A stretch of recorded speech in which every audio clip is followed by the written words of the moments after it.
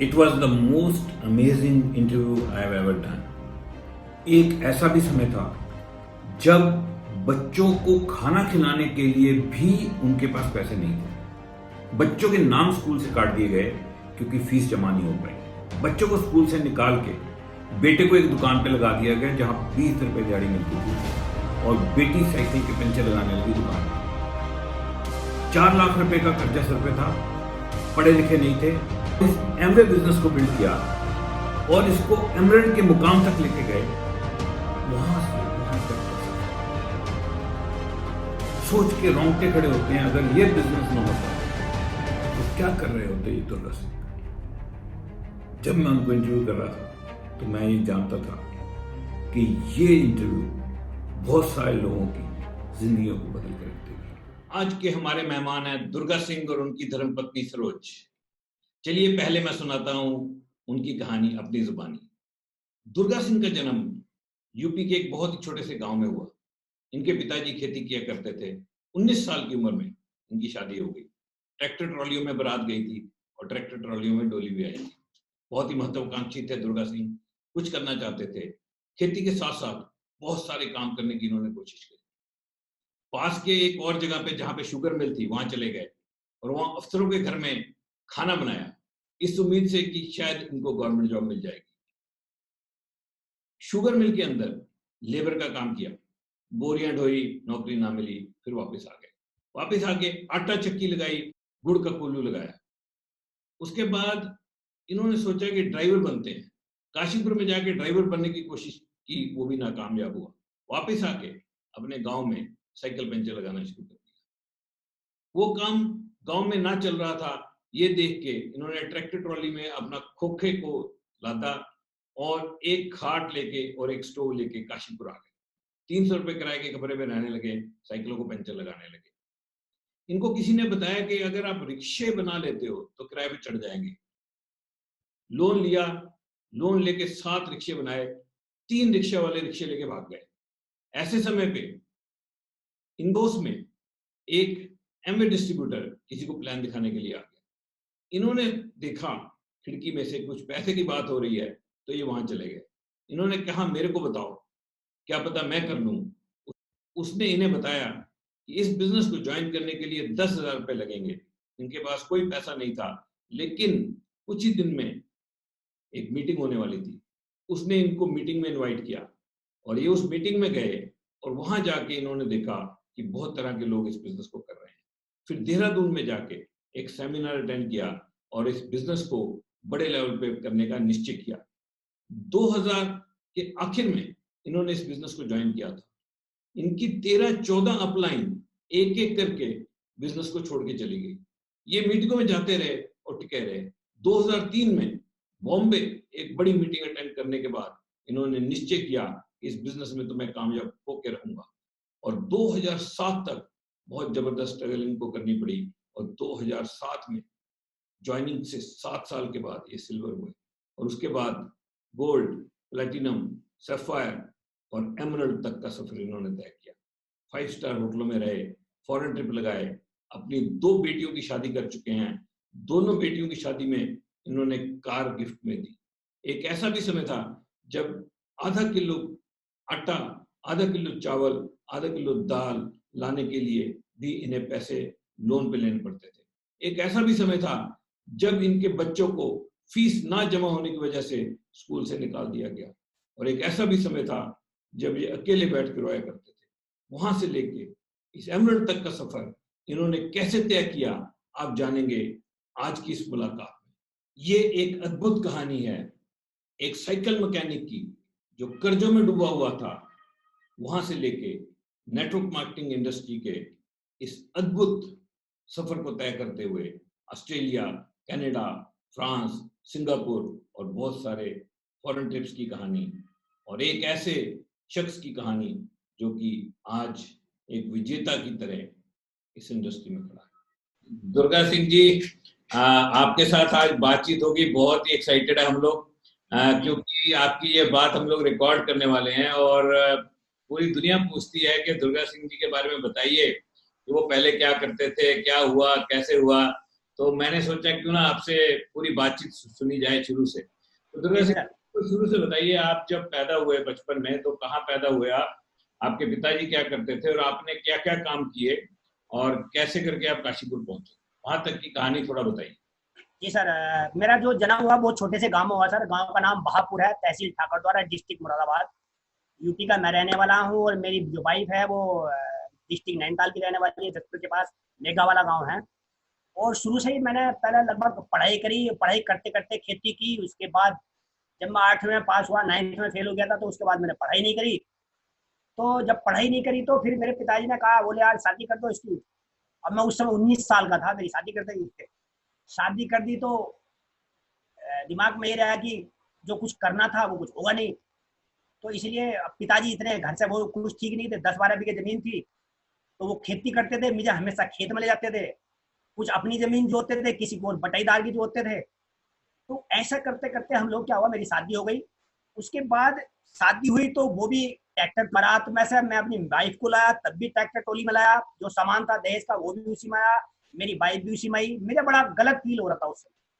हालांकि हर आदमी शादी के लिए खुश होता है, मैं हल्का फुल्का इतना तो खुश होगा कि हाँ शादी हो रही है, लेकिन ये खुश नहीं था कि जिंदगी में जो होना चाहिए था वो नहीं है मेरे साथ। शुरू से ही लगता था। उसके बाद शादी हुई, शादी के बाद 5 साल तक बच्चे नहीं हुए। तो उसके बाद मैं 5 साल तक खेती करी मैंने। खेती करने के बाद कुछ आपस में नाराजगी हो, फिर मैं लगभग 85 में, 86 में चला गया मैं। गदरपुर एक शुगर मिल बन रहा था, मैंने क्या पता यहाँ नौकरी लग जाए, तो मैं वहाँ शुगर मिल में चला गया। वहाँ मैंने सारा लेबरी का काम किया, केवल इसलिए किया कि कोई साहब मेरे को नौकरी लगवा देगा लेबरी में भी सरकारी, तो शायद कुछ हो जाएगा जिंदगी में। अब 4-5 साल तक हुआ मैं इंतजार करता रहा, लेबरी का काम किया, छबड़ी ढोई, सीमेंट के कट्टे उतारे ट्रक से, लोहे का उतारा अंदर, लेबरी का काम जो लोहे का होता अंदर वो भी किया। बहुत सारे ट्रैक्टर का जो काम होता था मैंने वहाँ सारा लेबरी का किया। खाना बनाता था साहब का, उसके बाद फिर वो ड्यूटी में जाता था, खाना बनाता था फिर ड्यूटी में जाता था, इस उम्मीद में कि कभी सरकारी नौकरी लग जाए। लेकिन सरकारी नौकरी नहीं लगी। 4 साल के बाद मैं वापस फिर गांव आया, मैंने 1 साल खेती की। उसके बाद फिर मैंने अपना खुद का बिजनेस करने की कोशिश करी। मैंने एक आटा चक्की लगाई, मैंने इंजन के लिए लोन लिया, मैंने चक्की के लिए लोन लिया। वो 1-1.5 साल चक्की चलाई, वो अच्छी चली। फिर उसके बाद अगले साल मैंने गुड़ का कोल्हू लगाया, गुड़ का कोल्हू लगाया, उसको भी ठीक सा चला।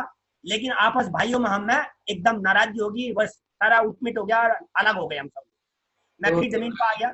अभी तक जो आपने बात बताई है उसके हिसाब से, एक तो आपने 8वीं के आगे पढ़ाई नहीं करी, जी सर।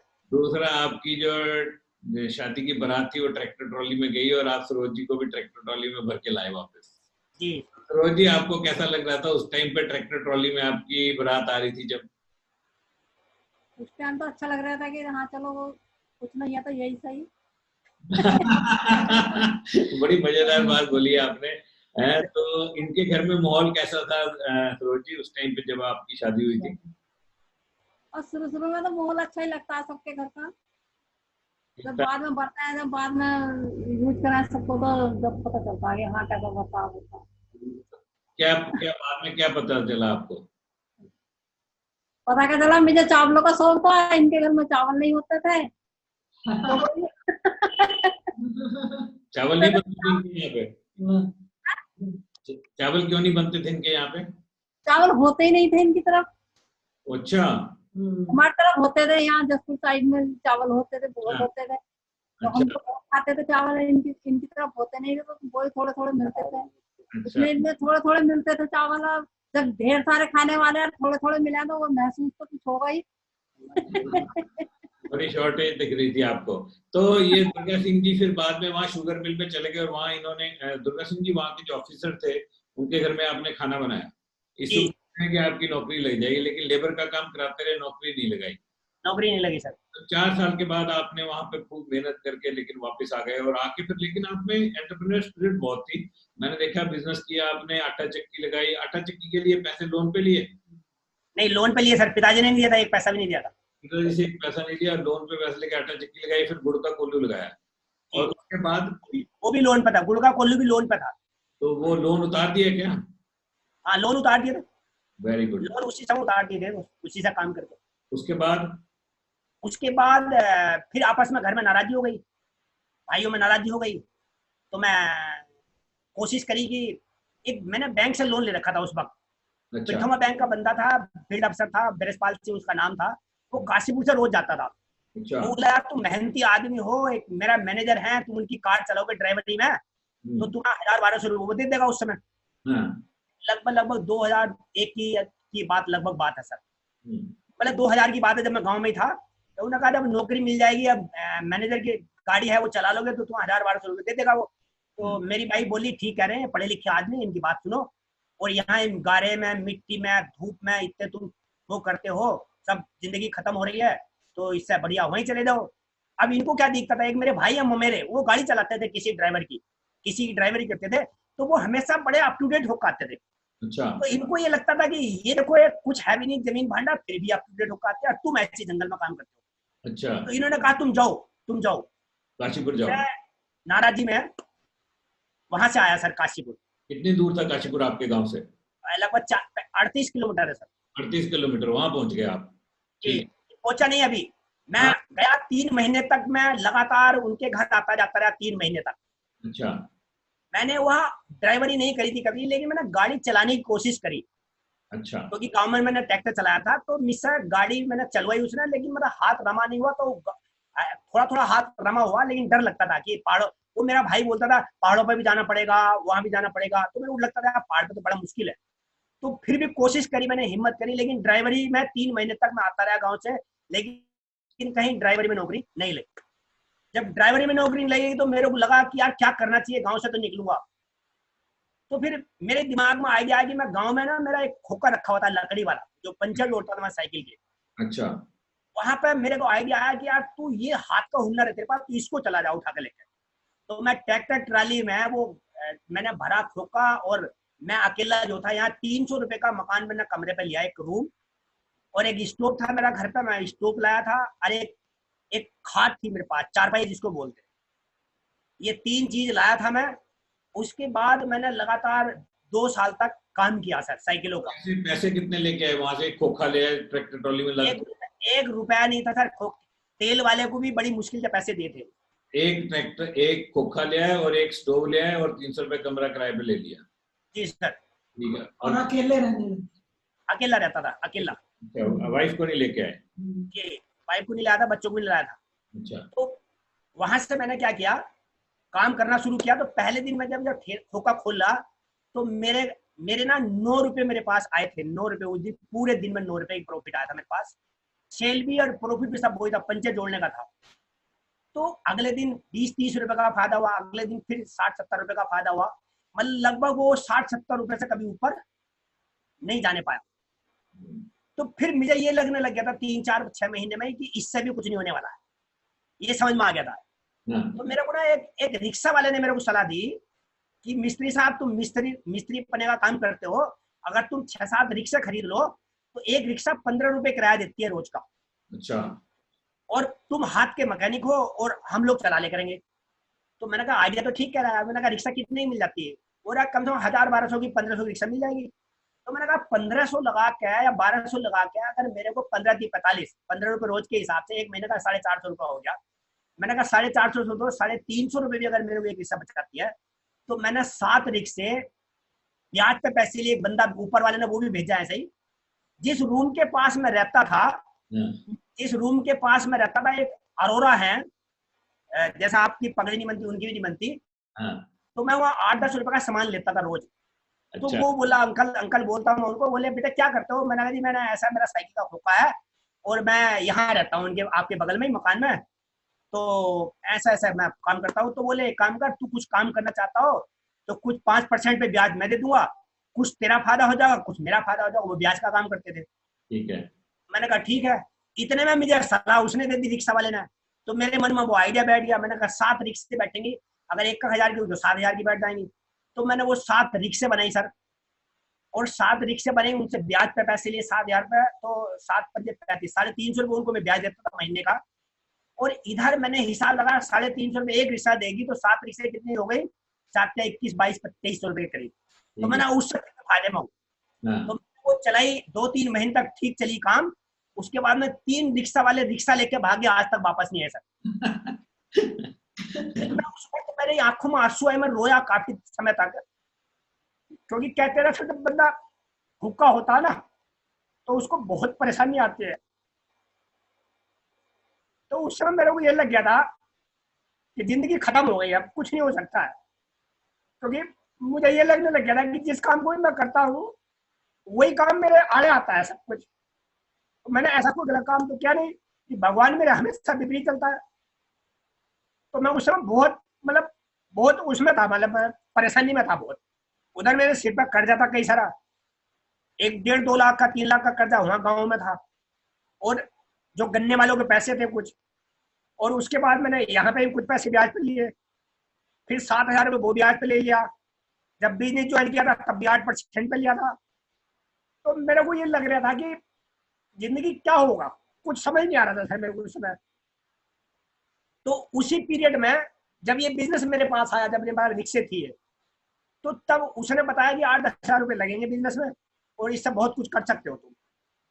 तो वहां से मैंने, जब जिस रोड पर मैंने मेन रोड पर रखा हुआ था वहां से उठा के मैंने खोका, फिर अंदर आवास विकास में रखा ले जा शहर में। तो वहां से क्या होता था सर, वो मेन रोड पर ना एसडीएम, कभी पुलिस वाले, कभी कोई हटाओ हटाओ हटाओ, तो उसमें मेरे को वो बहुत लगता, झटका लगता था। मैंने कहा जो पंगा गाँव में था वही पंगा यहाँ पर आ जाए, यहाँ दूसरे पंगे हैं, वहाँ दूसरे पंगे हैं। तो मैंने कहा यार जिंदगी होगी क्या। ऐसे में 2-3 महीने ऐसे गुजर रहे थे। तो उसके पीरियड में बंदा आता, वही जिसकी बात बताई थी मैंने, कि मेरे घर के ठीक सामने बंदा प्लान दिखा रहा था स्टेट बैंक वाले को। शाम के समय मैं घर पे आया हुआ था, घर खाली खड़ा था, तो जब वो गोले खींच के दिखा रहा था तो मैंने उससे बात करी तो उसने प्लान बंद कर दिया। जब प्लान बंद करता मैंने उससे पूछी, मैंने कहा भैया आप इनको कुछ प्लान दिखा रहे थे, मेरे को भी दिखा दो, क्या पता ये ना करे मैं कर लूँ। तो परमात्मा मेरे से पता नहीं क्या कहलवा रहा था। तो उसने कहा बता देंगे, लेकिन हाँ अभी नहीं बताएंगे, शाम को बताएंगे। तो मैंने कहा सर 6 बज रहे हैं, इस समय शाम कब होगी, शाम तो हो ही गई। बोले नहीं हम 8 बजे आपके घर पाएंगे। तो वो 8 बजे, वो बंदा 3 दिन पहले उसने भी ज्वाइन किया था, तो वो भी कुछ नहीं जानता था, तो वो अपनी अपलाइन को लेकर आया सर। अच्छा। 8 बजे उन्होंने मुझे 2-3 घंटे तक पूरा चाटा, मेरे को कुछ समझ में नहीं आया। तो वो कर्जा मेरे पास चढ़ा हुआ था, जो मैंने ज्वाइन करा था वो वाला कर्जा भी चढ़ा हुआ था, रिक्शो वाला कर्जा भी चढ़ा हुआ था, गाँव का कर्जा भी चढ़ा हुआ था, बच्चे घर में रह रहे थे, मैं यहाँ अकेला था। कितने बच्चे थे आपके? 5 बच्चे सर, 3 लड़की है 2 लड़के हैं। 3 लड़कियां 2 लड़के। वो गांव में थे? वो गांव में थे, मैडम भी गांव में थी। और 3-4 लाख का कर्जा चढ़ गया था? 3-4 कर्जा चढ़ गया था, 3-4 वो लाख जो का। बंदा बंदा प्लान दिखाने आया था बिजनेस का, एमवे बिजनेस का, वो आपको दिखाने नहीं आया था? नहीं मेरे को नहीं दिखाना आया था, वो अपने किसी दोस्त को दिखाना आया था, बैंक वाले को। आपके किसी नेबर को, आपके पड़ोसी को? पड़ोसी को, मेरे पड़ोसी को। आपके पड़ोसी को दिखाने आया था, वो प्लान दिखा रहा था, आप वहां गए तो उसने बंद कर दिया प्लान? जी प्लान बंद कर दिया सर उसने। मैंने पूछा, मैंने कहा भाई साहब कुछ इनको दिखा रहे थे, आपने बंद कर दिया दिखाना इनको। मैंने कहा मेरे को दिखाओ, क्या पता मैं कर लूँ ये ना करें। अच्छा। उन्होंने कहा फिर शाम को बताएंगे हम 8 बजे करीब आप 8 बजे अपनी अपलाइन को लेकर 3 घंटे आपको प्लान बताया? 3 घंटे प्लान बताया, कुछ समझ नहीं आया सर मेरे को। अच्छा। उसके बाद अगले दिन मीटिंग थी रामनगर मंडी। अच्छा। तो स्कूटर कह रहे कल मीटिंग है, आप अगर चलो तो मेरा स्कूटर है, मेरे साथ चलना। तो मैंने कभी रामनगर मंडी नहीं देखा था सर अभी जिंदगी में। अच्छा। हाँ मेरी जो ससुराल थी वो रामनगर मंडी, उधर को जाते रहते थे मेरे ससुराल वाले, तो बड़ी तारीफ करते, रामनगर मंडी बहुत बढ़िया जगह है, पहाड़ है, बहुत अच्छा है। मेरे को समझ नहीं आता रामनगर मंडी कहाँ होगा। तो मैं वो सोच के कि रामनगर मंडी देखूंगा, मैं उसके स्कूटर में बैठ के चला गया सर। अच्छा। वहां पे फर्स्ट क्लास दीपक रावत का था। मजे की बात देखो सर, मैं बड़ा भाग्यशाली हूँ कि 2 मीटिंग देखी, 2 मीटिंगों में दोनों अपलाइन मेरे साथ आज। अच्छा। एक मिस्टर दीपक एंड कुसुम रावत है, एक मिस्टर अनिल बिंदु नारंग है। और अनिल नारंग से कैसे मेरी मुलाकात हुई सर? नहीं पहले वो बताओ ना, वहां मीटिंग में पहुंच गए जो दीपक रावत? जब हम पहुंचे वहां पे तो दीपक रावत प्लान दिखा रहे थे। अब दीपक रावत साइंटिस्ट बता रहे थे वो अपने आप को। वो अब बंदा बता रहा था मेरे को कि इनकी जो इनकम है वो 70-80 हजार रुपये महीना है, 1 लाख रुपये महीना है। मैंने 1 लाख रुपये महीना कमाने वाला तो बंदा बड़ा हाई फाई होता होगा। हमारे को तो 5,000 भी बहुत लगते थे उस समय। 5 नहीं बल्कि 2 भी हजार बहुत लगते थे। तो मीटिंग देखी, मीटिंग में कुछ भी समझ में नहीं आया, लेकिन भीड़ को देख के मेरा कुछ माइंड हुआ था, कुछ हिला। भीड़ थी वहां पे? हैं भीड़ थी, लगभग 60-70 लोग थे सर। तो मीटिंग में प्लान नहीं समझ में आया, लेकिन भीड़ कुछ देख कर लगा कि कुछ है इसमें यहाँ पे। लेकिन डाउट भी हुआ, 40 रुपए को लेकर के मेरे को डाउट हुआ कि यहाँ पैसे लग रहे हैं। मैंने कहा मेरे को फ्रॉड जैसा लगा कि यहाँ मेरे को फ्रॉड लग रहा है। वहाँ टिकट लगी है? और टिकट लगी, लेकिन टिकट मैंने दी नहीं। मैं इतना स्मार्ट था कि मैं फंसूंगा तो तब जब मैं टिकट दूंगा। मैंने इसलिए टिकट नहीं ली। तो उस बंदे ने मेरी टिकट ली। अच्छा। अंदर गया, माहौल देखा, अच्छा लगा। शाम को घर आ गए उनके स्कूटर पर। उसके बाद अगले दिन शाम के टाइम फिर बंदा ने आकर कहा देखो कितना बढ़िया माहौल था, कैसे लोग थे, इंजीनियर भी थे, डॉक्टर भी थे, हर तरह का आदमी था। मैंने कहा बिजनेस तो बहुत बढ़िया लगा मेरे को, लेकिन एक चीज समझ में नहीं, वो 40 रुपए कह के थी। तो उसे मेरा फ्लॉप करा। क्या ना, वो जो होटल था वो सबके पैसे जाते हैं वहां पे जो बिजनेस करना चाहता और जो देखना चाहता। तो मेरे को माइंड समझ में आ गई सर एकदम। तो बोले शुरू करो। मैंने कहा शुरू करने में क्या करना पड़ेगा? बोले फॉर्म भरना पड़ेगा और पैसे लगेंगे 10,000 रुपए। अच्छा। मैं बोला यार 10,000 रुपए मेरे पास तो इतना कर्जा 10,000 रुपए मेरे पास है ही नहीं। तो उन्होंने कहा देख लो भैया तुम्हारे पास चांस है। मैंने कहा ठीक है कोशिश करते हैं हम लोग। तो अगले 30 चौथे दिन 5वें दिन सर आपकी मीटिंग थी अनिल, आपकी वहां देहरादून में। आपकी फर्स्ट बीबीएस दिखी थी शायद पहली बार। तो वहां से तो वहां पे भीड़ को देख के मेरे को बिजनेस समझ में आ गया था सर। जब देहरादून आ गए देखा जो लाइन में लगे हुए थे लोग, जो लोग लाइन में लगे हुए थे 300 रुपए की टिकट लेकर के, पहले तो थोड़ा सा पंगा, 300 रुपए की घर पे ही हो गया था पंगा। बोले 300 रुपए लगेंगे आपकी मीटिंग हो जाएगी। मैंने कहा ठीक है 300 रुपए तो मैं दे दूंगा। तो मैंने 300 रुपए निकाल के दे दिए उनको। उन्होंने क्या करा, मुझे एक गड्डी में से टिकट फाड़ के दे दी। कोई बात नहीं, मैंने टिकट अपने पास रख ली। अगले दिन शाम के टाइम फिर बंदा आया, तो वो बंदा बैंक में था। वो बंदा बोला कि आपको ना 250 रुपए और देने पड़ेंगे। मैंने कहा भाई साहब मैंने 300 कल दिए आपको, 250 आप आज मांग रहे हो, कल को फिर कुछ और मांगोगे। मैंने कहा ये 250 किस बात के है?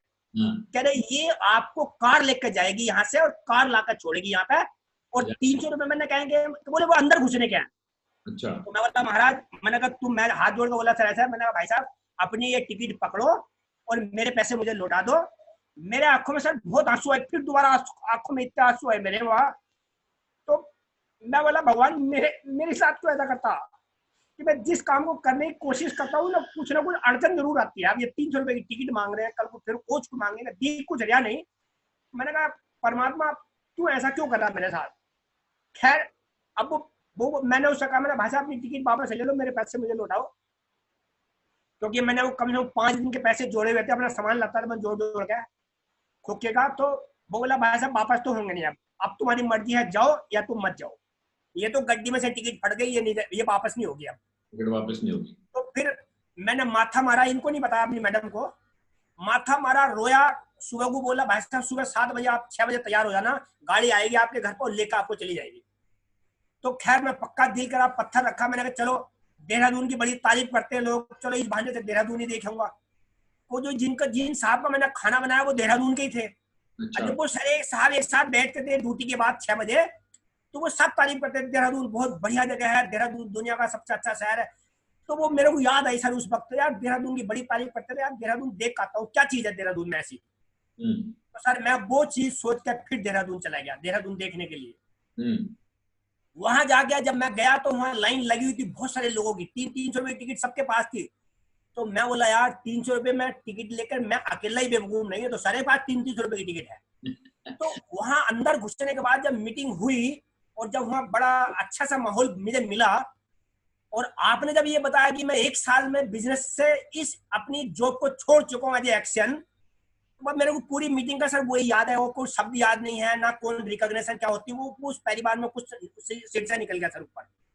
तो मैंने कहा या तो ये बंदा बेवकूफ हो सकता है या फिर ये बिजनेस बहुत बड़ा है, 2 ही चीज हो सकती है। टांग के नीचे मैंने निकाला हाथ और वहीं पे कसम खा के आया कि इतने हजारों लोग एक साथ बेवकूफ नहीं हो सकते, कुछ तो बड़ी चीज है। और सर मैंने तो कसम खा ली, अपने बच्चों से ही बोल दिया कि बेटे एक बिजनेस मिल गया बहुत बड़ा, 3-4 साल की मोहलत मेरे को दो, कुछ मांगना मत मेरे से, बस खाली रोटी के अलावा कुछ नहीं दे सकता हूँ, लेकिन 4 साल के बाद मैं तुम्हें वो सब कुछ दूंगा जो इस दुनिया में बना होगा। मैंने अपने आप से प्रॉमिस किया सर। मैंने कहा इतने सारे अगर लोग कर सकते हैं, सीख तो मैं भी सकता हूँ, मेरे पास तो कुछ भी नहीं है, मैं तो ज्यादा सीखना चाहिए, मेहनत करके सीख जाऊंगा, रात में सीख लूंगा, जब मेरा मौका लगा तब सीख सकता हूँ। तो वहीं से मैंने ठाना सर, और उसके बाद मैंने कभी पीछे मुड़कर आज तक नहीं देखा। शुरू हुआ 3% का चेक आया मेरे पास, एक कैसेट हुआ करती, वो कहते थे 3% पे जब मेरे पास कितने डॉलर का चेक आया तो मैंने भगवान की पूजा करी सर। उस चेक को रख के मैंने भी पूजा करी, भगवान में पूजा नहीं करता था। मैंने कहा इसके आगे कुछ जीरो लगेंगे, आगे जरूर ऐसा होगा। कितना चेक आया पहला? 120 रुपए आता था, 123 रुपए का सर, 123 रुपए का चेक आया। फिर 3 महीने के बाद 800 कुछ रुपए का चेक आया। तो मुझे ये तो पता लग गया था कि मेरी 2 क्लास पास करी, 2 क्लास पे पैसा आया, इसका मतलब पैसा तो यहाँ आता है। तो फिर सर का जो जितनी अपलाइन की मैं मीटिंग में जाता था यहाँ, तो वो सब एक एक एक एक करके अपलाइन सब छोड़ने शुरू हो गई।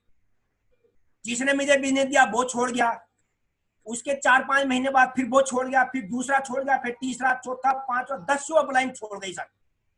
और यहाँ मीटिंग होती थी अच्छी खासी 40, 50, 60 लोगों की, वो मीटिंग भी खत्म हो गई। तो मैं ऐसा बिखर गया कि यार अब क्या होगा, ये बिजनेस तो बहुत बढ़िया मिला था, लेकिन जितने बड़े बड़े लोग मुझसे पढ़े पढ़े लिखे लोग कर रहे थे वही नहीं कर रहे, तो मैं क्या कर सकता हूँ। तो फिर मेरी हिम्मत टूट गई सर।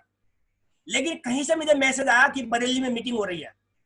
मीटिंग का जब फिर मैं बरेली से पता चला कि हर हफ्ते हर महीने मीटिंग होती है, तो मैंने सर वो कभी मीटिंग छोड़ी नहीं है।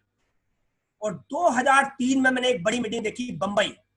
तो वहां से देखने के बाद तो मैंने इतनी कसम खा ली थी कि अब दुनिया में इसके अलावा या तो मर जाऊंगा या फिर एमबीए बिजनेस को करूंगा। वहां से मैंने प्रण किया सर। उसके बाद धीरे धीरे हम करते रहे 2003 में 2001 में मैंने शुरू किया और 2003 तक ऐसे रहे। लेकिन जब मेहनत करी तो हमने मतलब 2 साल में मैं 15% के करीब चला गया सर। आपने बिजनेस ज्वाइन कौन से ईयर में किया था? लगभग 2000 का लास्ट था, 2000 का एक का शुरू था, 2000 होगा शायद लास्ट, 2000 का लास्ट। 2000 में आपने बिजनेस स्टार्ट किया और आपका 3% लेवल कौन से महीने में हुआ? वो ज्वाइन करते के साथ ही हो गया था सर, पहले महीने में। हाँ, 15% कब हुआ? 15% हुआ लगभग 2003 के लास्ट में, 2004 में। 2004 में, मतलब 3 साल के बाद। हाँ, 15%। 3 से ज्यादा साल निकल गए और आपका लेवल 15%। तो पीरियड था, इसमें बहुत कम आपको पैसे आए, तो आप टिके कैसे रहे? ऐसा ना सर, मैंने ये ठान लिया था कि मैंने अब ये बिजनेस बनाना है। तो वो जो अंकल मुझे मिले थे जिन्होंने रिक्शा में पैसे देते थे, मैंने उनको दोस्ती बनाई सर उनसे। मैंने कहा मैंने बिजनेस किया है बहुत बड़ा, इसकी मीटिंग है और मुझे मीटिंग में जाना, मुझे 700 रुपए चाहिए है, अपना ब्याज लगा लेना। अच्छा। तो मैं 700 रुपए लेता था और मीटिंग में जाता था। फिर अगले महीने फिर मीटिंग होती थी, फिर मैं लेता था उनसे। मैंने अंकल एक एक पैसे का ब्याज सब चुका दूंगा, बस तुम मेरा ये काम कर दो, मैं जी जान से मेहनत करूंगा पूरी। फिर वो पैसे देते थे, वो अपना हिसाब लिखते रहते थे, ब्याज जोड़ते रहते थे सारा। तो ब्याज पे पैसे लेके मीटिंग में जाते थे आप? जी सर।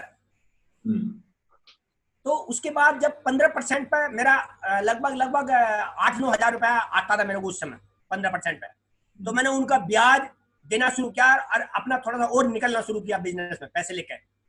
तो पहले महीने में मैंने ना 15% पे मोटरसाइकिल खरीदी सर। मोटरसाइकिल खरीद ली? हाँ, पुराने मॉडल की थी। एक 12% पे खरीदी थी उससे पुराने मॉडल की, 15% पे खरीदी थी उससे अच्छे मॉडल की।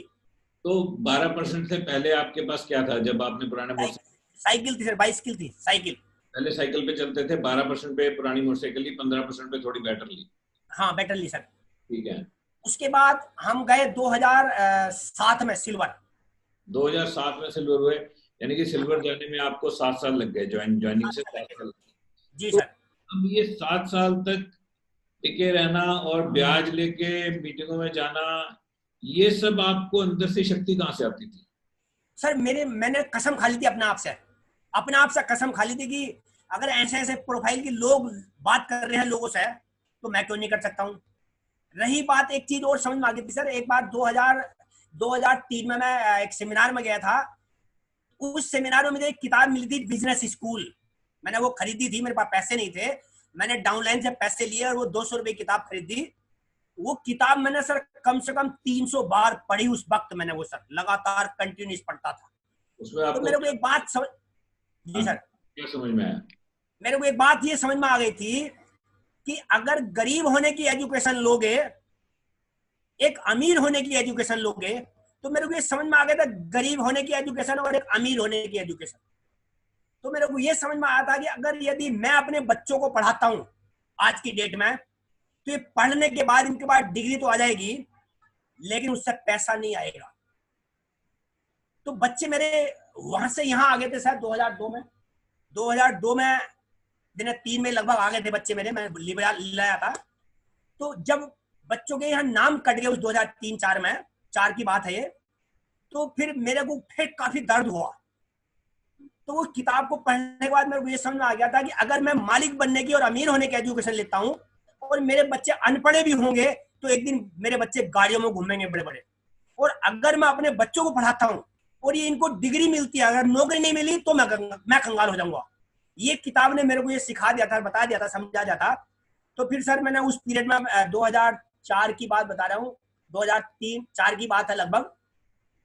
तो उसी पीरियड में मैंने अपने बच्चों से कहा, मैंने कहा बेटा अब तुम पढ़ना बंद कर दो, क्योंकि उनकी फीस नहीं गई, उनके नाम कट गए सबके। प्राइमरी स्कूल में पढ़ रहे थे, एक GGIC में पढ़ ली थी 2 बेटी। तो जब उनकी फीस नहीं गई तो उन्होंने नाम काट दिए। तो मैं बोला कोई बात नहीं बेटे, मैंने कहा अब तुम छोड़ो, मैं पढ़ता हूँ, क्योंकि मुझे पता है कि पैसा कहाँ से आता है, कैसे आता है, आपको नहीं पता चलेगा पैसा कहाँ से आता है। तो मैंने अपने बच्चों से बोला, मैंने कहा तुम मत पढ़ो। बहुत दर्द हुआ, दुख हुआ। और जैसे मैंने अपने बच्चे पढ़ने से बैठे तो सारी पूरी रिश्तेदारी में, पूरी बिरादरी में ये हो गया कि उसने अपने बच्चों को पढ़ना बैठा दिया और पता नहीं तेल साबुन का काम करता रहता। मतलब बहुत अपमान मिला सर मेरे को। बच्चों को निकालना पड़ा क्योंकि फीस नहीं दे पा रहे थे। फीस नहीं दे पा रहा था सर मैं। तो बच्चों को मैंने रोक दिया। तो मेरा बच्चा था छोटा उस समय, बड़ा वाला बेटा, तो उसको मैंने एक दुकान पर लगाया। वो 20 रुपए रोज उसको देता था दुकानदार, 600 रुपए महीना। तो मैंने कहा बेटे तू इस पे काम कर। दिन भर में वो करता था रेडीमेड की दुकान पे काम, और रात को PCO पे जाता था। मेरी बेटी पंचा जोड़ना सीख गई थी, तो अबेर सवेर बीच में जब मैं प्लान दिखाने जाता था, बच्चे बेटी पंचा जोड़ती थी। तो उस पीरियड में ना हमारे पास कोई साधन नहीं था इनकम का, कर्जा भी था, सब कुछ था। तो हमारा जो वर्तमान आता था वो ये आता था, कभी कोई प्रोडक्ट बेचे हम साबुन, या कभी कोई ग्लिस्टर बेचे तो हम आटा ले आते थे, चावल ले आते थे। और कभी किसी दिन ऐसा आता था कोई प्रोडक्ट नहीं बिकता था, तो पता लगा बच्चों ने पंचा जोड़ दिए 2, तो 5 रुपए उनको उसमें मिल गए, तो उन्होंने आटा ले लिया आधा किलो। कभी 10 रुपए आ गए तो आधा किलो आटा, आधा किलो चावल ले लिए मोटे। तो उस पीरियड में हमारा 2000 लगभग 4 तक तो सर बहुत बड़ा टिपिकल सिचुएशन था हमारे पास। लेकिन मैंने अपने बच्चों से कह दिया बेटे अगर तुम मेरा साथ दोगे तो मैं जिंदगी भर तक तुम्हारा साथ नहीं छोड़ूंगा, कभी भी जिंदगी भर तक तुम्हारे लिए सब कुछ करूंगा। उसके बाद जब 2007 में हम अक्टूबर में सिल्वर गए, मेहनत करी हमने, उस पीरियड तक काफी कर्जा मेरे पास हो गया था। तो 15% से अच्छा बिजनेस था मेरा, 3-4 लाख से बिजनेस था। तो कभी 15% में 200 बीबी से रह जाता था, कभी 4200-4400 बीबी रहता था। कई बार ऐसा होता था 1 महीने तो हो गया 4400 बीबी, 1 महीने हो गया 3800 बीबी। कई बार ऐसा हुआ कभी 3900 बीबी रह गया, 100 बीबी लगाने के पैसे नहीं सर, आइडिया उतना दिमाग में नहीं आता था। तो मिसा आलोक उपाध्याय जी पूछते दुर्गा सिंह आपकी क्लोजिंग हो गई? मैंने कहा सर हो गई। बोले यार ये 200 बीबी लगा लेते। मैंने कहा सर पैसे लगाने को है नहीं, आगे पूरा मेहनत तो मैंने पूरी करी लेकिन कुछ हो नहीं गया, अब कैसे करूं? तो बोले फिर कैसे करोगे? मैंने सर कोई उपाय नहीं है मेरे पास। फिर मैं उनसे बोलता था, मैंने सर मैंने बड़ा सोचा हुआ है, मैंने किताब पढ़ी थी कि सर ये 3800 बीबी के लिए बिजनेस में नहीं आया हूं सर, मुझे डायमंड जाना है, मैं उसके लिए बिजनेस में आया हूँ। मैं अपने मन को ये समझाता था। एक किताब में लिखा था, एक डायमंड को सुना था मैंने कि जितना बड़ा सोच सकते हो उतनी फ्रस्ट्रेशन कम होगी, और जब छोटा सोचोगे तो सारी फ्रस्ट्रेशन घर पर आ जाएगी। तो मैंने बड़ा सोचा हुआ था बहुत सारी चीजें। तो उसके बाद में सर ये चलता रहा। कई बार ऐसा चैलेंज हुआ, मेरे बच्चे घर में हैं, शाम को ना प्रोडक्ट बिका, ना कोई पंचर वाला आया, तो रात को खाने का भी दिक्कत आती थी। तो दुकान से उधार लाता था उसी दिन, आधा किलो आटा, आधा किलो चावल। करते रहे सिचुएशन उसमें चली गई। लेकिन मैंने कभी ना कर्जे को देखा, मैंने कभी ये नहीं देखा मेरे पास कर्जा है, ना मैंने कभी ये देखा कि मेरे पास खाने को नहीं है। मेरे को हमेशा ये दिखता है कि कल तू बहुत बड़ा आदमी बनेगा, कल तू बहुत बड़ा आदमी बनेगा, कल तू बहुत बड़ा आदमी बनेगा, कल तू बहुत बड़ा आदमी बनेगा। मेरा फोकस हमेशा उस पर ही होता था, कल तू बहुत बड़ा आदमी बनेगा, ये टेम्परेरी है, जो भी आया टेम्परेरी है। बिजनेस रॉबर्ट टी कियोसाकी कहता था कि ये जो चैलेंज है टेम्परेरी है, परमानेंट चैलेंज कभी नहीं हो सकता। बस हिम्मत, मुझे बिजनेस स्कूल की किताब हिम्मत देती थी, लुई करोल स्वप्नदर्शी वंचित न रहेगा, एक मेरे को वो हिम्मत देती थी। और एक किताब आई थी मेरे पास हिंदी में, जीत आपकी। ये 4 चीज ने मेरे को बहुत मोटिवेट किया सर, इनकी वजह से मैं आज तक टिका पड़ा हूँ। तो जैसी जी सर। दुर्गा सिंह जी, आप प्लान किसको दिखाते थे? ये मतलब आपका सर्कल तो बहुत छोटा था, तो आपने किसको प्लान दिखाया? सर मैंने ना जो उस समय एमबे की एमाग्राम आती थी मैगजीन, एमबे की मैगजीन आती थी सर, तो मैं ना वो धीरे धीरे पढ़ता था। एक मीटिंग में बताया था कि अगर यदि आप ये मैगजीन पढ़ते हो, एमाग्राम पढ़ते हो, तो इसमें आपको ये पता लगा किस किस प्रोफाइल के लोग बिजनेस करते हैं। तो मैं जब उनको पढ़ता था तो मुझे लगता था कोई इसमें इंजीनियर है, कोई डॉक्टर है, कोई सेल टैक्स में कमिश्नर है, कोई पीएचडी वाला है, कोई अमेरिका से आके कर रहा है, कोई कनाडा से आकर। तो मेरे को ना ये मोटिवेट करता था सर। तो मैं फिर उन्हीं लोगों को, उन्हीं को प्लान दिखाता था और मैगजीन साथ में रखता था। मैंने कहा सर देखो, ये सेल टैक्स में कमिश्नर है, ये बिजनेस कर रहे हैं, ये डॉक्टर है, इन्होंने बिजनेस को बनाया है, ये एक्शन है, इन्होंने बिजनेस को बनाया। सर मैं तो साइकिल के पंजे जोड़ता हूँ, लेकिन मैं एक बहुत बड़े सिस्टम से जुड़ा हुआ हूँ सर, एक बहुत बड़ी संस्था से जुड़ा हुआ हूँ जो आपकी जिंदगी को बदल सकती है। मैं ये इस बात, आपकी वो एक सीडी भी सुनी थी मैंने सर, वो टूल के ऊपर जो थी, बहुत जबरदस्त टूल के ऊपर थी, वो मैंने पूरी ऐसे लपेट ली थी अपने दिमाग में कि बंदा जब स्पॉन्सर होगा तो मैकेनिक के नीचे होगा, बंदा जब स्पॉन्सर होगा तो मैकेनिक के नीचे होगा। मैंने सर वो आपका जो टूल था ना बहुत जबरदस्त, मैंने टूल का भी इस्तेमाल करना सीखा सर शुरू से। जब मैं सिल्वर हुआ 2007 अक्टूबर में सिल्वर हुआ सर, तो पहला चेक मेरे पास 39,800 कुछ का आया था सर। मैंने अपनी जिंदगी में पहली बार 40-42 साल की उम्र में पहली बार वो चेक देखा था सर। मेरे को बहुत खुशी मिली जब चेक आया, मेरी आंखों में बहुत सारे आंसू आए और बहुत खुश भी हुआ मैं, और मेरा जोश कई गुना और बढ़ गया सर उस पैसे को देख के। उसके बाद अगले महीने 10,000 हुआ, 15,000 हुआ पीबी, उसी अगले महीने भी हुआ तो मैं गोल्ड हो गया तीसरे महीने सर। जब गोल्ड हुआ तो मैं एक सोफा सेट खरीद कर लाया, एक दीवान बेड खरीद कर लाया अपने घर में, नई मोटरसाइकिल खरीद कर लाया सिल्वर के, जिस दिन सिल्वर हुआ था उससे अगले दिन। और जब गोल्ड हुआ तीसरे महीने में तो एक फ्रिज लाया, और जब 6 महीने में प्लेटिनम हुआ तो मैंने एक गैस का कनेक्शन कराया, क्योंकि मेरी रोटी हीटर पर बनती थी सर, प्लेटिनम तक हीटर पर रोटी बनती थी मेरी, स्टोव भी नहीं था, वो स्टोव भी खत्म हो गया था। फिर उसके बाद मैंने इन्वर्टर लगवाया, फिर एक गद्दे लाया, मतलब कुछ ऐसा सामान लाया कि जो मेरी जिंदगी में, मेरी शादी में कभी कुछ मैंने देखा ही नहीं था अपने घर में। मेरे घर में प्लास्टिक की कुर्सी भी नहीं थी सर। तो जब मैं प्लेटिनम हुआ, बट टोटल सामान मेरे जब घर में आया सर, लेकर नई मोटरसाइकिल और नया गद्दा, नया फ्रिज, नया इन्वर्टर, नया सब कुछ। और जब नवंबर में जब जीआईपी आया तो मैं धनतेरस दिन कार भी लाया खरीद कर सर अपनी। कितने तो पैसे, उस समय मुझे ऐसा लगा। कितने पैसे आए नवंबर में जीआईपी में, कितने पैसे आए थे? मेरे को 1,80,000 रुपए थे सर जीआईपी का। कौन से साल की बात है? ये 2000 नवंबर 2007 की बात है सर। नवंबर 2007 में 1,80,000। 1,80,000। तो कार खरीद के लाए। कार कितने की थी? सर मैं कार तो प्लेटिनम पे वैसे ही जा रहा था खरीदने, क्योंकि मेरे को 50,000-55,000 रुपए की इनकम आ रही थी मेरे को उस समय। तो मेरी इच्छा भी थी कि मैं प्लेटिनम पे कार खरीदूंगा। भाई यहाँ गलती मैंने किसी अपलाइन से बात नहीं करी थी कि लेना चाहिए नहीं लेना चाहिए। वैसे लेना चाहिए, अपलाइन से बात करके लेना चाहिए, क्योंकि अब ये चीज धीरे धीरे समझ में आ रही। तो खैर कोई बात नहीं सर। तो हम धनतेरस के दिन प्लेटिनम पे गए, और हम मैसेज आने से पहले, पैसे आने से पहले हम एक दिन पहले चले गए थे हल्द्वानी। तो मैंने उस अंकल से बोला हुआ था जिससे मैं ब्याज पे पैसे लेके आता था। मैंने कहा कार लेने जा रहा हूँ, इतने पैसे दे देना, मेरे पैसे कुछ आएंगे, जीआईपी आएगा मेरा धनतेरस पे, मैं तुम्हें दे दूंगा। अच्छा, ये विश्वास नहीं था कि मुझे धनतेरस पे पैसा आएगा। मैंने कहा लोग कहते हैं धनतेरस पे आता है, तो मैंने कहा 50,000 भी आ गए तो भी मजा आ जाएगा, बस मेरे को ये खुशी थी सर इतनी। तो जब मैं वहां गया धनतेरस पे हल्द्वानी के शोरूम में, तो धनतेरस के दिन हमें भीड़ बहुत ही नहीं मिली कार।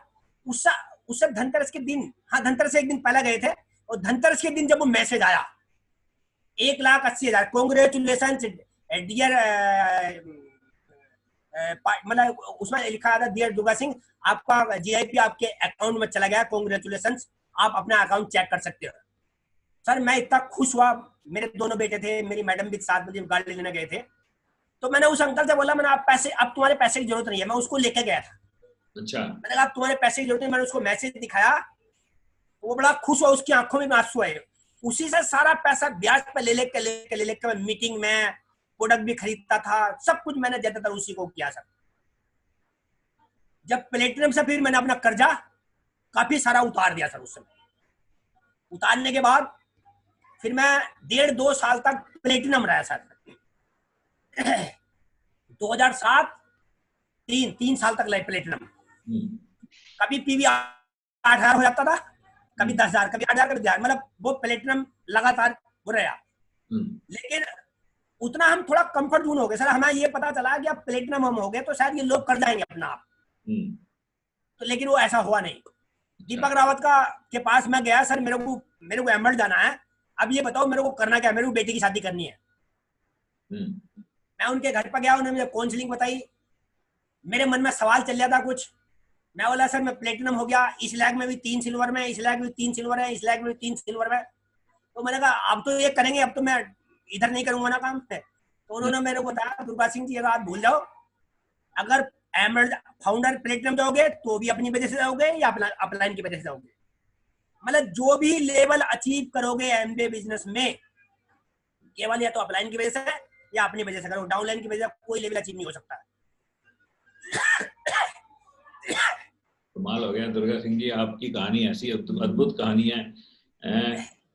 अच्छा फिर तो सर उसी पीरियड में उससे अगले साल हम लोग फाउंडर प्लेटिनम चले गए, उन्होंने कहा डेप्थ में काम करो, फ्रंट भी खोल लो और नीचे डेप्थ में घुसो 3 लाख के जाके।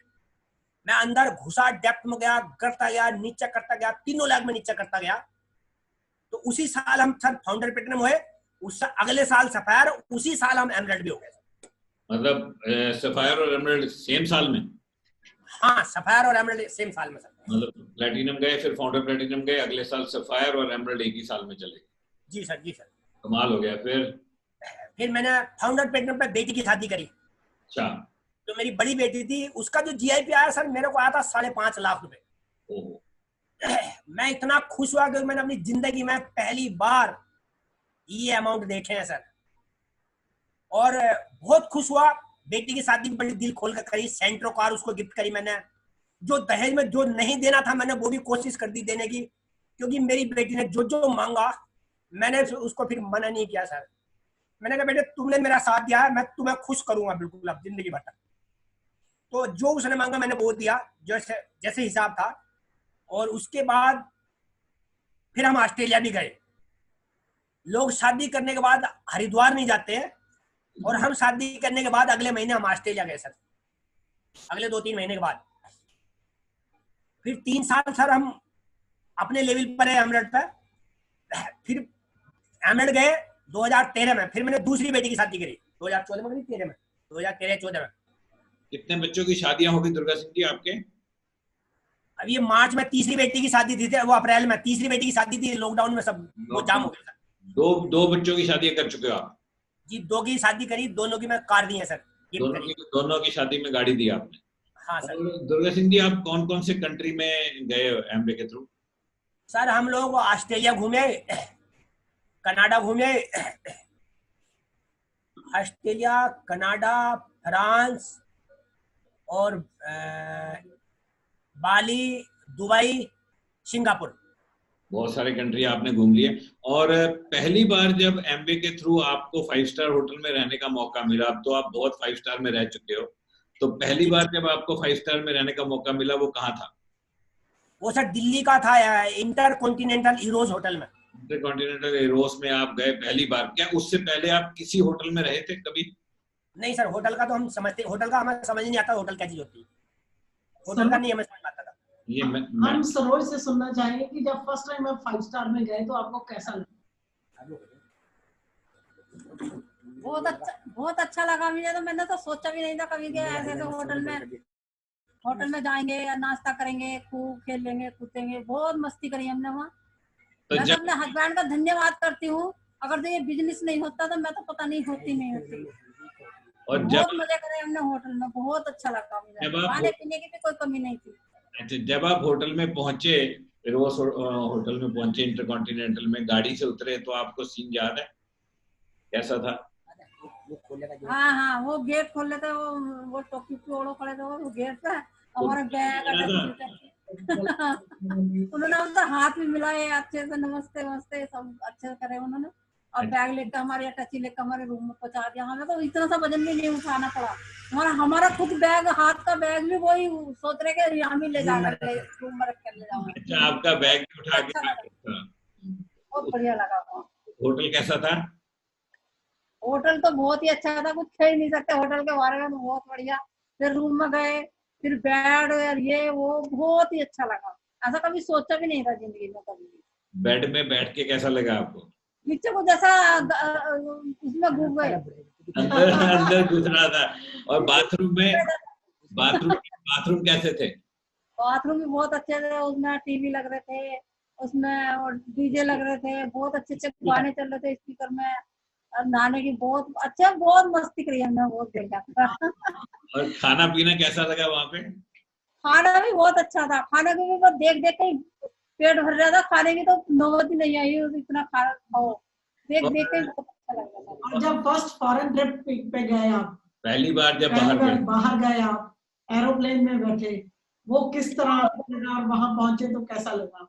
बहुत ही अच्छा लगा। मैंने तो अपने हस्बैंड की धन्यवाद दिया, मैंने ऐसा हस्बैंड सबको मिला, मैं हवाई जहाज में घुमा रहे, मैं तो कभी सोच भी नहीं सकती थी, और ये बिजनेस ही ऐसा है, बिजनेस ही घुमा रहे ना, तो कोई नहीं घुमा सकता। हवाई जहाज में बैठे तो फिर डर लगा कुछ? हाँ, जैसा ऐसा उड़ था ऊपर को, ऐसा थोड़ा थोड़ा लग रहा था, ये साइड में देखने में डर लग रहा था कि कितनी ऊपर आ गए हम, कुछ नहीं दिख रहा नीचे का। और जब आपके काफी हालात खराब हो गए थे घर के, ये बिजनेस कर रहे थे, तो तब आपको किस तरह का लग रहा था कि हो जाएगा, कि मन में कभी डर भी आता था? सब यही सोचे कर रहे थे कि ये आदमी, हमारे मम्मी पापा भी ये कह रहे थे, ये हमारा दामाद अच्छा नहीं मिला, ये हमारी लड़की को बर्बाद ही करेगा, बच्चों को खाने को नहीं है, ये नहीं है, वो नहीं है, और ये हमने बिजनेस कर लिया, इसमें क्या रखा है, कुछ नहीं है, तुम्हें लूटेंगे लोग। हमारे पिताजी क्या कर रहे थे, ये जो जी तुम सीडी सुन रहे हो, किताब पढ़ रहे हो, लोग तुम्हें लूटने वाले हैं, लूटेंगे तुम्हें। हमारे पिताजी क्या कह रहे थे, एक दिन मैं भी ऐसा दामाद बनूंगा कि तुम्हें कुछ न करके दिखा दूंगा। बहुत धन्यवाद देखे गए हमारे पिताजी, अब तो नहीं है दुनिया में, चले गए 2 साल हो गए। तो अभी आपके रिश्तेदार क्या कहते हैं? अभी क्या कहते हैं? अभी क्या कहते हैं जब अभी विश्वास नहीं है ना रिश्तेदारों को, अभी नहीं है, तो तुम्हारी किस्मत है, ये तुमने कर लिया, हमसे नहीं होगा, ये ऐसा कहते हैं। हमारी किस्मत अच्छी थी है। हाँ। और आपको याद है उस टाइम पे जब ये पहले शुरू में इन्होंने ज्वाइन करा था, तो प्रोडक्ट जब आपके पास आए तो आपको महंगे नहीं लगे? आप इस्तेमाल करते थे प्रोडक्ट? बहुत महंगे लगे। मैं तो सोच कर रही थी, मन की जब हमारे घर में इतनी बड़ी किट आई थी, तो मैं ये सोच कर रही थी, मैंने हम गांव के रहने वाले हैं, ये शहर है, मन की दीपावली पे या होली पे किसी को गिफ्ट उफ्ट देते हैं ना, मैंने कोई गिफ्ट आया होगा अच्छा होगा। और जब हमने वो खोल कर देखा, हमें बताया भी नहीं था जब इन्होंने ज्वाइनिंग करी थी, जब खोल कर देखा तो उसमें एससीएट, टेलोसी, उसमें पेस्ट, उसमें कुछ बहुत ये घर के यूज करने का सामान था। मैं बोली, मेरी 5 बच्चे हैं, मेरे 5 बच्चों के साथ में तुम ये इतने महंगे महंगे सामान यूज करोगे तो तुम तो और भी बर्बाद हो जाओगे। जैसा तुम गांव में करते थे वैसे ही यहाँ करने लगे, तुम कैसे बच्चों की शादी करोगे? तो ये कह रहे हैं कि चलो करके देखते हैं, एक दिन ऐसा आएगा जो बच्चों की शादी इस बिजनेस से ही अच्छी होगी। आपको थोड़ी बहुत उम्मीद थी कि ये कर जाएंगे, या आपको लगता था नहीं करेंगे? नहीं थी, कोई उम्मीद नहीं थी। किसी को, हमें परिवार को किसी को नहीं थी उम्मीद, लेकिन इनको थी कि मैं कर दूंगा। वो अकेले को थी है? इनको अकेले, आपको कोई उम्मीद नहीं थी? मुझे उम्मीद थी। तो आपकी जब मीटिंग देखी थी देहरादून में, जब गई थी मैं मीटिंग देखना, आप दोनों आए थे, जब आपकी मीटिंग देखी थी, तब थोड़ा थोड़ा ऐसा लगा था ये लोग कर सकते, तो चलो हम भी देखते करते। अच्छा, मीटिंग देख लेते करके, देख लेते करके, होगा या नहीं। उम्मीद कम थी, लेकिन विश्वास नहीं था कि हो जाएगा। तो अभी आप कैसे सपोर्ट करते हो दुर्गा सिंह जी को बिजनेस बिल्ड करने में? अब तो हम पूरी सपोर्ट करते हैं, सब सारे ट्रेनिंग कर लेते हो, प्रोडक्ट ट्रेनिंग? ये तो खैर यही तो मैं तो नहीं करती, यही करते हैं, मैं तो नहीं करती, लेकिन के बारे में बता देते हो लोगों को? हाँ, ऐसे मुझे मानी बता देती है, प्रोडक्ट है, अच्छे प्रोडक्ट है, हेल्थ अच्छी होगी, इससे बढ़िया यूज करो, तुम्हारी बीमारी निकलेगी तुम्हारे अंदर की। हम साथ में रहते हैं, हम भी करते हैं यूज, तो आप जिंदगी जाते हैं। और आपके कुछ अपने भी कस्टमर बने हैं सरोज जी? आपके अपने भी कुछ ग्राहक बने हैं आपके थ्रू, जिनको आप सामान देते हैं? दोनों के ग्राहक हैं, दोनों जगह तो दोनों के ग्राहक रहे हैं। ठीक है, बहुत बढ़िया। दुर्गा सिंह जी नहीं करती, हम साथ में रहते हैं। दुर्गा सिंह जी, आपकी सोच में क्या बदलाव आया? आप क्या सोचते हो? दिमाग में आपके क्या चलता है अभी आजकल? अब सर मेरे दिमाग में आगे का बहुत बड़ा विजन हो चुका है सर मेरे दिमाग में। मतलब अभी तक तो वैसे विजन तो मेरा BMW लेकर के पहले से बहुत बड़ा है, लेकिन जो मैंने अचीव किया अभी मुझे नहीं लगता कि मैंने 0% भी अभी अचीव किया। मतलब जो मेरी माइंड सेट है, क्योंकि अभी मेरे पूरे जिंदगी में सर मेरे एक जिद है, मेरी अंदर से आती है आवाज कि मैंने हेलीकॉप्टर खरीदना है, मेरे अंदर से आवाज आती है सर। अभी थोड़ा बस ये रास्ते में चल रहा हूँ, बच्चे की शादी हो रही है, थोड़ा ये नहीं बढ़ जाऊंगा ना सर, फिर मैं पूरी फाइट मारूंगा। मेरे को अभी 26 साल की उम्र ज्यादा लगती नहीं सर मेरे को, मैं आज भी अपने बच्चों से ज्यादा एक्टिव हूँ। बिल्कुल। तो हेलीकॉप्टर खरीदना आपने पक्का? सर मेरी अंदर से, मेरी अंतरात्मा से मेरी आवाज आती है ये कि नहीं, ये तू इसीलिए पैदा हुआ है। अगर भगवान ने इतना कष्ट दिया है और भगवान ने आपको इतनी इतनी उससे निकाला है, तो तुझे कुछ करने के लिए पैदा किया है। आप कह रहे हैं कि आप अपने बच्चों से ज्यादा एक्टिव हैं, इसका क्या कारण है आपके हिसाब से?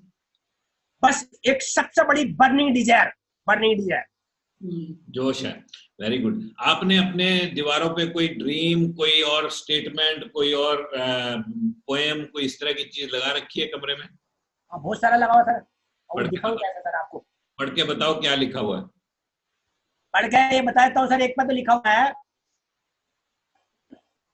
परफेक्ट परिस्थिति का इंतजार मत कीजिए, परफेक्ट परिस्थिति का इंतजार मत कीजिए, आज से अपने लक्ष्यों को पाने के लिए पूरी ताकत झोंक दीजिए। सफलता इंतजार से नहीं आती बल्कि काम करने से आती है। वेरी गुड, बहुत बढ़िया। और क्या लिखा है? गरीबी अमीरी एक ही विचार की संतान है, गरीबी अमीरी एक ही विचार की संतान है, जितना कठिन संघर्ष होगा जीत उतनी शानदार होगी। वाह वाह, जबरदस्त। भरोसा खुदा पर है तो तकदीर का लिखा पाओगे, भरोसा खुदा पर है तो तकदीर का लिखा पाओगे, अगर भरोसा खुद पर है तो खुदा वो देगा जो आप चाहोगे। वाह वाह वाह। और भी बहुत कुछ लिखा सर, बहुत सारी चीजें। मेरी फॉर्च्यूनर गाड़ी लिखी हुई है, यहाँ पे चित्र लगा हुआ है।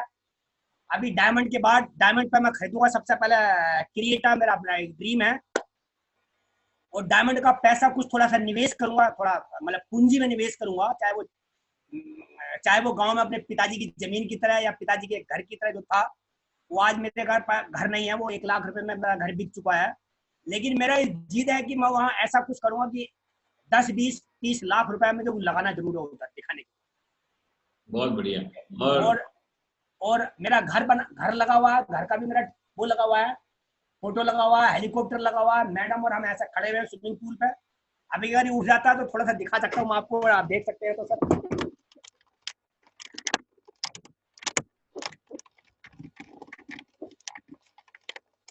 लाइट पड़ रही सर, दिखाई नहीं रहा। दिख रहा सर बहुत सुंदर। आपने घर आपका दिख गया, आपने बहुत सारी तस्वीरें लगा रखी हैं और बहुत कुछ लगा रखा है। अभी और बहुत सारी चीजें लगी हुई सर, ड्रीम बहुत लगे हुए मेरे। दुर्गा सिंह जी, आप बहुत ही जबरदस्त आपने काम किया और आपने ये तय कर दिया है कि ये बिजनेस जो है किसी की भी जिंदगी बदल सकता है। आप आजकल जो लोग हैं जिनको नौकरी नहीं मिलती है, यंग लोग जो पढ़ के निकल रहे हैं डिग्री करके, लॉकडाउन की वजह से बहुत लोगों की नौकरियां चली गई, आप क्या संदेश देना चाहते हो? अभी एक बंदे से बात कर रहा है, इंजीनियर है सर।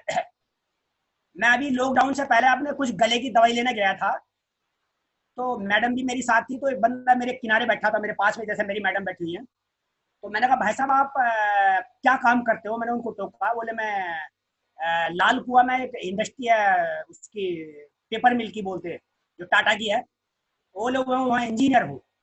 तो मैंने कहा बहुत अच्छी बात है। मैंने कहा ये बताओ आप कुछ और बड़ा सोचते हो? मैंने कहा साइड में आपको 50,000 रुपये स्मार्ट तरीके से आ जाए, मेहनत कम करनी पड़े, ज्यादा आए, तो मैंने कहा आप ऐसा बिजनेस पसंद करोगे? मेरे पास बहुत जबरदस्त आ गया, इंटरनेशनल है। कह रहे हाँ जरूर बताओ। तो मैंने उनका फोन नंबर ले लिया, व्हाट्सएप नंबर भी ले लिया।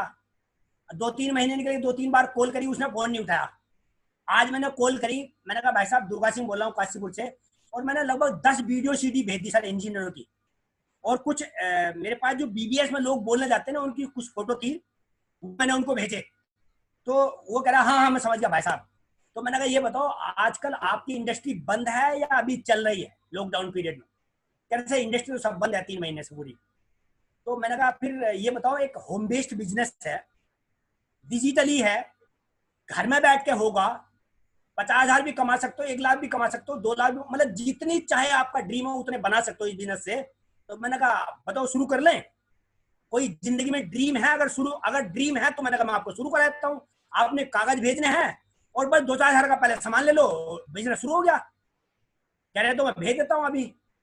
अभी मैंने व्हाट्सएप नंबर भेज दिया उसको, बातचीत कर ली, कह रहा है ठीक है मैं भेज देता हूँ आपको, आपकी वो होने से पहले सर। तो मैं बोला सर ये बताओ, सारी दुनिया में अर्थव्यवस्था बिगड़ा गई है, सारी इंडस्ट्रियां बंद हो चुकी हैं, लोगों की बड़े बड़े कारोबार बंद हो चुके हैं, लोगों की छटनी हो रही है। रेलवे में एक वो आ रहा था मैसेज की रेलवे के 50% लोग बाहर करने की तैयारी चल रही है, सरकारी नौकरी आधे से 50 ज्यादा लोग निकल रहे हैं। मतलब आपके पास कोई ऐसा फ्यूचर का प्लान है? कह रहा ऐसा तो कोई लगता नहीं। मैंने कहा एमबीए बिजनेस दुनिया का सबसे बड़ा बिजनेस है, लॉकडाउन में 100% चल रहा है, और मैंने कहा हमारे बिजनेस में कोई फर्क नहीं पड़ा, पैसे लगातार आ रहे। कह रहा ठीक है सर मैं भी शुरू कर देता हूँ, कोई दिक्कत की बात नहीं। और दुर्गा सिंह जी, आपकी इतनी जबरदस्त कामयाबी का श्रेय आप किसको देते हो? सर सबसे पहले तो श्रेय परमात्मा का, कि उनके बिना कुछ हो नहीं सकता, नंबर 1।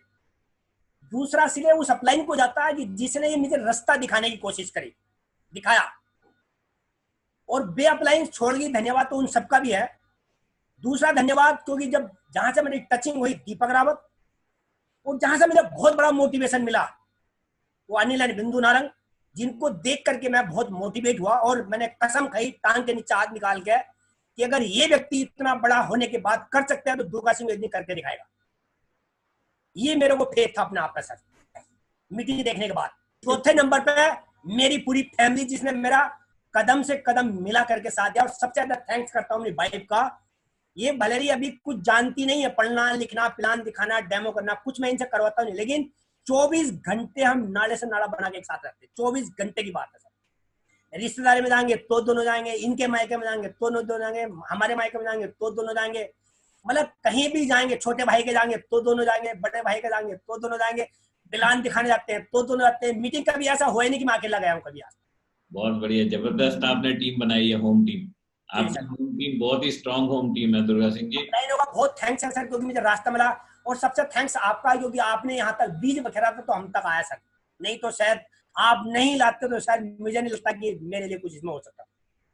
बहुत उतार चढ़ाव है मेरी जिंदगी में, लेकिन मैंने कसम खा ली थी कितनी भी जिंदगी में चैलेंज आएंगे, मैंने चैलेंज पर कभी देखा भी नहीं, सोचा भी नहीं, फोकस भी नहीं किया।